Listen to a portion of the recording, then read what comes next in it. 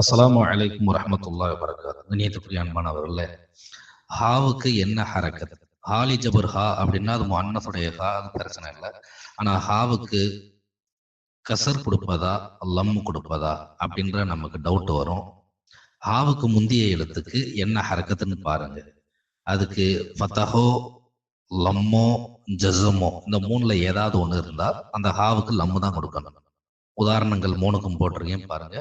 லஹு மாஃபி சமாவாத், அந்த ஹாவுக்கு முந்தைய எழுத்துக்கு ஃபத்தஹ் வந்திருக்கு, எனவே ஹாவுக்கு லம்மு கொடுத்துருக்கோம். அதே மாதிரி இதுநாதாக ரப்புஹு பில் வாதில் முகத்தஸி துவால, ரப்புஹு அந்த பாவுக்கு லம்மு வந்திருக்கு, அதனால ஹாவுக்கு லம்மு கொடுத்துருக்கோம்.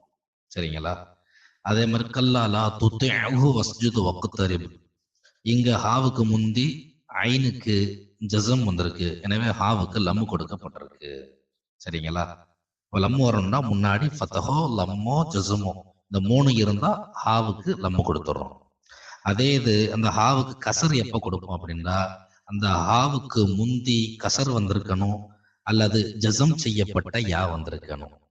பாருங்க கீழே உள்ள உதாரணம், இது கால மூசா லி கௌமிஹி, அந்த கௌமிஹில அந்த ஹாவுக்கு முந்தி மீமுக்கு கசர் செய்யப்பட்டிருக்கு, எனவே இந்த ஹாவுக்கு கசர் கொடுத்திருக்கோம்.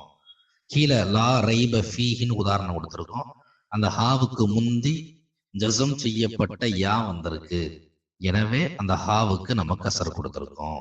அஸ்ஸலாமு அலைக்கும் வரஹ்மத்துல்லாஹி வபரகாத்துஹு.